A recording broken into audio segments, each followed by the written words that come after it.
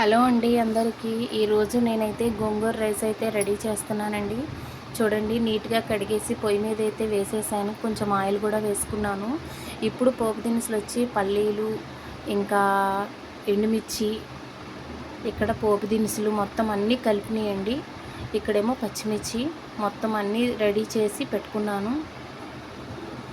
తర్వాత మనకి ఇప్పుడు వచ్చేసి గోంగూర అయితే చాలా వరకు కుక్ అయిపోయిందండి. దీన్ని తీసి మనం పక్కన పెట్టేసుకుందాము. మనం గోంగూర కుక్ చేసినప్పుడు మాత్రం చూసుకోవాలండి, ఏమైనా ఉంటే గట్ట తీసేసుకోవాలి అందులో చెత్త. ఇంకొకటి ఏంటంటే ఫ్రెండ్స్, నేను బాండీ అయితే పెట్టాను, ఆయిల్ అయితే పోసుకున్నాను. చూడండి, నేను సుమారుగా ఇందులో ఒక అర కేజీ అయితే వేసానండి, పోపు దినుసులు అన్నీ కలిపి కూడా. అలాగే కేజీన్నర పల్లీలు అయితే తీసుకున్నాను, ఎందుకంటే నేను చేసే ఫుడ్ ఎక్కువ కాబట్టి నేను ఎక్కువ తీసుకున్నాను. సో ఇంట్లో అయితే మనకి ఇంత అవసరం లేదండి, తక్కువే తీసుకోవాలి.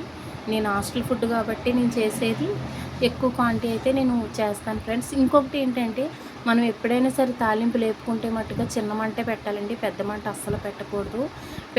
పెట్టామంటే అది మొత్తం మాడిపోతాయండి. చూడండి ఫ్రెండ్స్, నేను ఇక్కడ అర కేజీ పావు కేజీ మిర్చి అయితే మొత్తం కట్ చేసి వేసాను. మిర్చి కూడా మనకి కొంచెం వేగితే సరిపోతుంది, ఎక్కువ వేగక్కర్లేదు. ఎందుకంటే మిర్చిలో ఉండే కారం అనేది కొంచెం ఆయిల్లో దిగడం కోసమే మనం వేసుకునేది మిర్చి. దాంతో కొంచెం కరివేపాకు కూడా వేసుకుందామండి. చూసారా ఫ్రెండ్స్, ఇలా వేసుకోవాలి. మనం బాగా తాలింపు అనేది వేపుకోవాలి.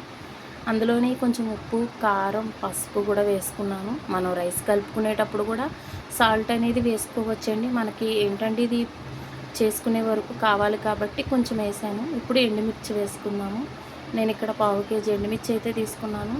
గోంగూర చూడండి, నేను మిక్సీ పట్టి వేస్తున్నాను. అందులో నేను చల్లార్చిన తర్వాత మిక్సీ పట్టి వేసానండి గోంగూర ఇందులో. ఎందుకంటే గోంగూర కూడా కొంచెం పచ్చివాసన పోయేంత వరకు మనం కొంచెం ఆయిల్లో ఒక 2 మినిట్స్ మనం అలా కుక్ చేస్తే చాలండి. తర్వాత ఆటోమేటిక్గా మనం రైస్లో అనేది మనం కలిపేసుకోవచ్చు. మనకి ఇది ఎన్ని రోజులైనా ఉంటుందండి, నిల్వ ఉంటుంది, పాడవదు. మనం ఫ్రిడ్జ్లో పెట్టినా పెట్టకపోయినా పాడవదండి గోంగూర అనేది. రైస్లో కలుపుదాం రండి, చూపిస్తాను. చూడండి, నేను మార్నింగే రైస్ కుక్ చేసి పెట్టాను, అది ఆరిపోయింది. ఇప్పుడు నేను గోంగూర తాలింపు అనేది నేను వేసేసి శుభ్రంగా కలిపేసానండి, మార్నింగ్ బాక్సులకు కాబట్టి. చూసారా ఫ్రెండ్స్, ఇలా కలుపుకోవాలి మనం ఎక్కడ కూడా లేకుండానే. ఇంకా రైస్ వేడిగానే ఉంది. ఓకే ఫ్రెండ్స్, మీకు నచ్చితే కనుక లైక్ కొట్టండి, షేర్ చేయండి, తప్పకుండా సబ్స్క్రైబ్ అయితే చేయండి ఫ్రెండ్స్.